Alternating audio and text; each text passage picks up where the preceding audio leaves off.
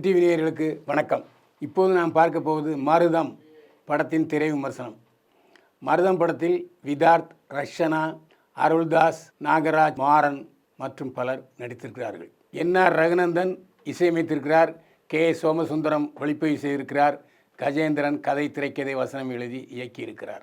அந்த கிராமத்தில் தன்னுடைய அப்பாவுடைய பூர்வீக நிலத்தில் விவசாயம் செய்து வாழ்க்கையை ஓட்டி கொண்டிருக்கிறார் விதார்த். அவருக்கு திடீர்னு தன்னுடைய பையனை பெரிய கான்வென்ட் பள்ளிக்கூடத்தில் சேர்த்து படிக்க வைக்கணும்னு நினைக்கிறார். உடனே அங்கே போய் சேர்க்கறதுக்கு போனால் அங்கே பெரிய சிபாரிசு வேணும் இருக்குது. அவர் எம்எல்ஏவை பிடிச்சி, கவுன்சிலரை பிடிச்சி சீட்டு வாங்குறாரு. அங்கே 3 லட்ச ரூபா கேட்குறாங்க, கட்டிட்டு வந்துடுறாரு. அதுக்கப்புறம் அருள்தாஸ்கிட்ட போய் தன்னுடைய அப்பாவுடைய தாய் பத்திரத்தை வச்சு பணம் கொடுங்கன்னு கேட்குறாரு. அவர் 3 லட்ச ரூபா பணம் கொடுக்குறாரு. அதுதான் காலேஜ் எடுத்து போய் கட்டுறாரு. ஆனால் திடீர்னு அந்த வழியே வந்துக்கிட்டு இருக்காரு. தன்னுடைய நிலத்தில் ஒருத்தன் வேலை போட்டுக்கிட்டு இருக்கான். அவனை பிடிச்சி சாத்துன்னு சாத்துறாரு. ஏன்டா என் நிலத்தில் நீ ஏன்டா வேலை போடுறான்னு சொல்லி அவன் போலீஸில் போய் கம்ப்ளைண்ட் கொடுக்கான். அப்புறம் போலீஸ்லேருந்து மீண்டு வந்துடுறாரு. அப்புறம் போய் என்னடான்னு விசாரித்தா கள்ளப்பத்திரம் தயாரித்து ஒருத்தன் ஆட்டையை போட்டான். இவர் அப்பா பத்திரத்தில் கடன் வாங்கி இவரே கடன் வாங்கினதா, யார் விதார்த்தே கடன் வாங்கினதா. அந்த கடன் எதுக்கு வாங்கியிருக்காருன்னா ஒரு டிராக்டர் வாங்குறதுக்குன்னு சொல்லி வாங்கியிருக்காரு. என்னடா நம்ம டிராக்டரும் வாங்கலை, கடனும் வாங்கலை, இப்படி ஆகிப்போச்சேன்னு வக்கீல்கிட்ட போகிறாரு. வக்கீல் நிறைய பணம் கேட்குறான். உடனே பார் கவுன்சிலிருந்து விரட்டி அடிக்கப்பட்ட அறிவாளி முன்னாள் வக்கீல் நாகராஜ்கிட்ட போகிறாரு. நாகராஜ் ஐடியா கொடுக்குறாரு. தன்னுடைய நிலத்தை விதார்த் மீட்டாரா என்பது தான் கதை. விதார்த் இயல்பான நடிப்பால் நம்முடைய மனதை கொள்ளை கொள்கிறார். அந்த அப்பாவியாக பேந்த விழிக்கிற அவருடைய பாவனைகள் எல்லாம் இதயத்தை கசக்கி பிழிகிறது. அதாவது நமக்கு விதித்த விதி இதாண்டான்னு சொல்லிட்டு விதி வெளியே போகிறவன் இணையும் கெட்டு போக மாட்டான். ஆனால் ட்ராக் மாதிரி இது நமக்கு சரிப்பட்டு வருமா, இந்த கடன் வாங்கினா நமக்கு சரியாக இருக்குமாங்கிறலாம் தெரியாமல் கடனை வாங்கிட்டு அவர் படுற அவதியை பார்த்தா, இந்த படத்தை பார்த்த பிறகாவது பேங்கில் போய் கடன் வாங்குறது எப்படி, இல்லை வாங்க வேண்டாங்கிற முடிவுக்கு வந்துடுவாங்க. அந்த அளவுக்கு அவர் பாவமாக இருக்குது அவரை பார்த்தா. ஏன்னா 3 லட்ச ரூபா அட்மிஷனுக்குன்னு பணத்தை கட்டுறாரு. அங்கே கான்வெண்ட்டில் போய் கேட்டால் அது டொனேஷன், ஃபீஸ் கட்டுங்கிறான். நிலைமையை பார்த்தீங்களா? அதாவது இன்றைக்கு கல்வி நிறுவனங்கள் வியாபார நிறுவனங்களாக மாறிவிட்டன. வங்கிகள் அங்கே வேலை பார்க்கிற மேனேஜர்களின் கையாட்களாக மாறி வங்கியிலும் பல தில்லுமுல்கள், மோசடிகள் நடக்கிறது. இது காரணம் என்ன? எழுத பிடிக்க தெரியாத அப்பாவிகள் நில சொந்தக்காரர்களாக இருப்பது தான். இந்த படத்தில் ரக்ஷனா கதாநாயகி நடிச்சிருக்கா.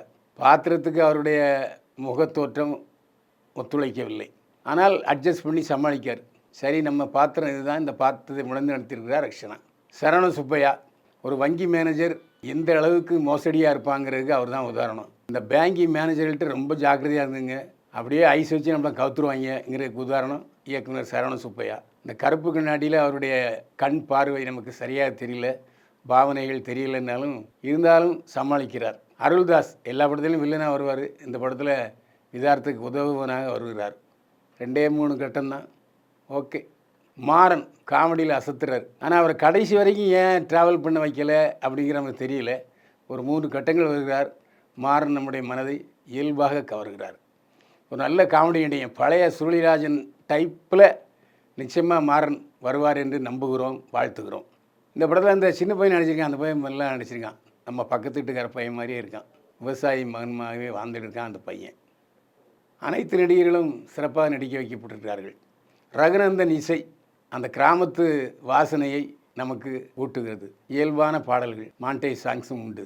சோமசுந்தரத்தின் ஒளிப்பதிவு. பட்ஜெட் படத்துக்கு என்ன வேணும் அதை அழகாக கொடுத்துருக்காரு. கிராமத்து எழிலையும் அழகையும் ரம்யத்தையும் நம் கண் முன்னே கொண்டு வந்திருக்கிறார்.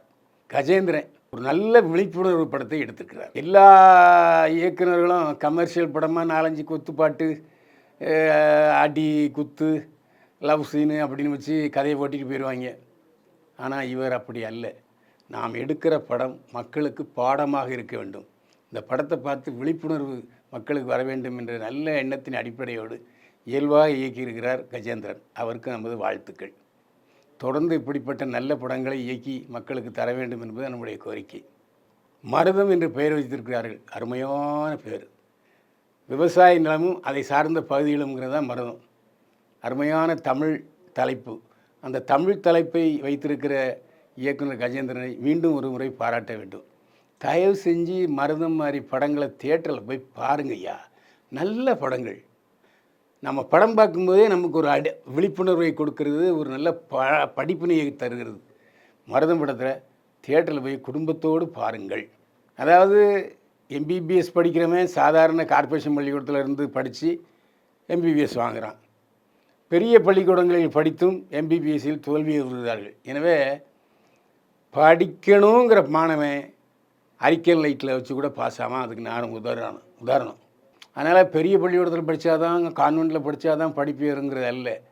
மேயிற மாடு எங்கே வேணாலும் மேயும், மேய்ஞ்சிட்டு வீட்டுக்கு வந்து சேரும். மருதம் படம் பைல்வான் பார்வையில் மருதம் படத்துக்கு 100க்கு 55 மதிப்பெண்கள். மீண்டும் சந்திப்போம். வாழ்க வளமுடன்.